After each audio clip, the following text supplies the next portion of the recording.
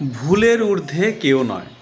প্রত্যেকটা মানুষই কিন্তু কম বেশি ভুল করে থাকে, মনের অজান্তে হোক আর ইচ্ছাকৃতভাবেই হোক আর অনিচ্ছাকৃতভাবেই হোক।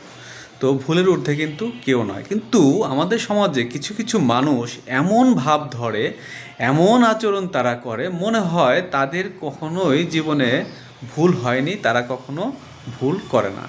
তো এই মানুষগুলোদেরকে আমি বলবো যে এটা আপনারা এখনও ভুলের মধ্যেই রয়েছেন। এটাই হচ্ছে আপনার বড় ভুল। আপনারা যে মনে করেন যে আপনার কোনো ভুল নাই বা আপনার কোনো ভুল হচ্ছে না, আপনি কোনো ভুল করতে পারেন না, এটাই হচ্ছে আপনার জীবনের সবচেয়ে বড় ভুল। কারণ ভুলের ঊর্ধ্বে কেউ নাই। প্রিয় বন্ধুরা, অনেকেই অনেক সময় হীনমনস্কতায়, প্রেশারে, কাজের চাপে বা বিভিন্ন মানসিক সমস্যার কারণে হোক বা যে কোনো কারণে হোক, অতিরিক্ত প্রেশারের কারণে হোক, শারীরিক অসুস্থতার কারণে হোক, যে কোনো সময় কিন্তু একজন মানুষ যে কোনো একটা ভুল করতে পারে প্রিয় বন্ধুরা।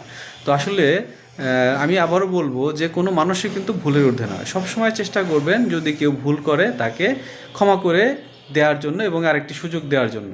তারপর আপনি তাকে দেখতে পারেন যে যে লোকটিকে আপনি ক্ষমা করে সুযোগ দিলেন সে নিজেকে শুধরে নেয় কিনা বা দ্বিতীয়বার সে একই ভুল করে কিনা। যদি কোনো মানুষ দ্বিতীয়বার একই ভুল করে তাহলে আপনি তার সাথে কোনো সম্পর্ক নাই রাখতে পারেন বা তাকে অ্যাভয়েড করে চলতে পারেন। বাট যদি তবে মানুষকে দু একটি বার সুযোগ দেওয়া উচিত। কারণ হচ্ছে আমি একটা কথাই বলবো প্রিয় বন্ধুরা, ভুলের ঊর্ধ্বে কিন্তু কেউ না। ভুলের ঊর্ধ্বে কেউ না, মানুষ মাত্রই ভুল হতেই পারে। কারণ আমাদের চলার পথে বিভিন্ন সমস্যার সম্মুখীন হতে হয়, বিভিন্ন টেনশন থাকে, বিভিন্ন সময় বিভিন্ন চিন্তা চেতনা নিয়ে আমাদের চলতে হয়, অনেক কাজে প্রেশার থাকে, মানসিক শারীরিক বিভিন্ন ধরনের প্রেশারের মধ্যে দিয়ে কিন্তু আমাদের যেতে হয়। মানুষের মেন্টালিক বা মানসিক অবস্থা কিন্তু সবসময় একরকম থাকে না প্রিয় বন্ধুরা। অনেক সময় কোনো চাপে হোক, পারিবারিক চাপে হোক বা অন্যান্য অফিসিয়াল চাপে হোক বা ব্যবসায়িক চাপে হোক, অনেক সময় আমরা অনেক কথা বলে থাকি। সব সময় সব কথার উত্তর দেওয়া যাবে না, সব কথা সবার ধরা যাবে না।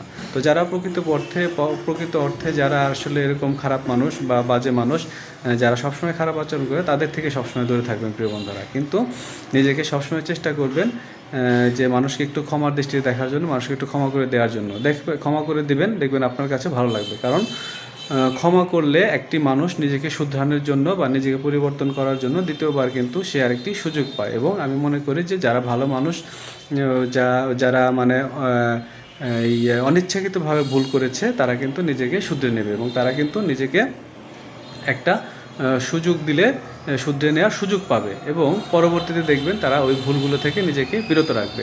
তাই প্রিয় বন্ধুরা, আপনারা চেষ্টা করবেন মানুষকে ক্ষমা করে দেওয়ার জন্য।